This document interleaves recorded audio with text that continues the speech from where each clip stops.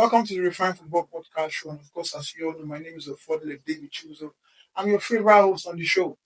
And today, news making the rounds is that Teboho Mokena, a very remarkable and reliable player of South Africa, was ineligible to play against Lesotho in the FIFA 2026 World Cup qualifier against Lesotho because he received a yellow card against Benin Republic and Zimbabwe.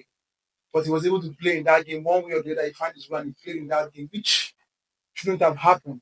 And this is good news to Nigeria, coach. Of course, you know, the rule states that if a player receives yellow card back to back or two different matches consecutively, he or she misses the next game. And this player, Teboho Mokena, received the yellow card against Benin Republic and against Zimbabwe, respectively. And he shouldn't have played in the game against Lesotho. This is bad news to South Africa, good news to Nigeria, and good news to Lesotho because as it stands now, evidences are clear. There's evidence that he received the yellow card against Benin Republic and that of Zimbabwe. And now, if we follow the rule book, South Africa is going to lose 3 points, 3 goals. Lesotho is going to be awarded 3 points and 3 goals. So, coach, what do you have to say about this? Yes, it's quite unfortunate that such thing is happening to South Africa that are even topping the group, you know. But there's nothing like if the rules will go by, we must surely go by the rules.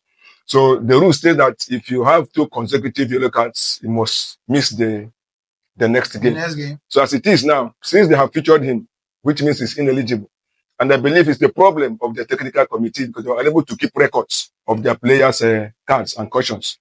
So as it is, yes, I would say it's good news for Nigeria, good news for Lesotho, but it's very bad that Nigeria will always waiting for something bad to happen in another person's place, then for them to turn all of us to mathematicians.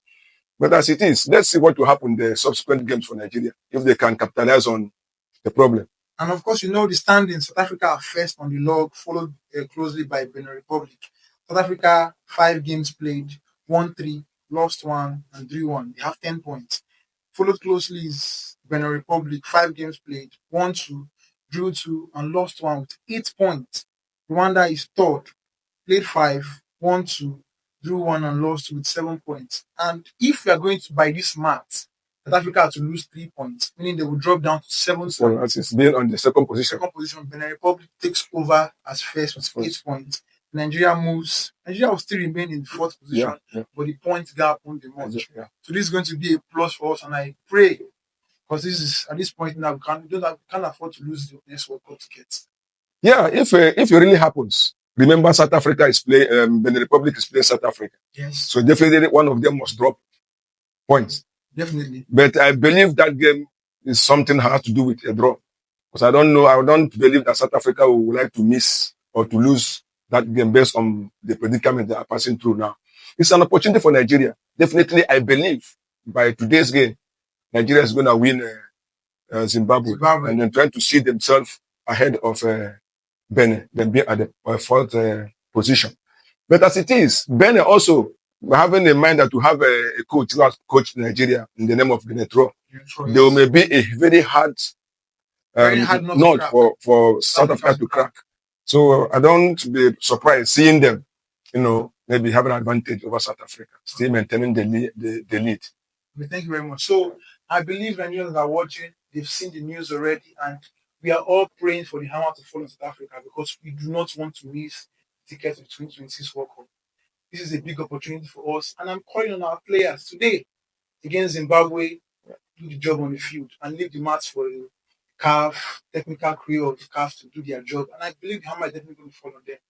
From all of us at TRF Podcast, thank you for watching and goodbye.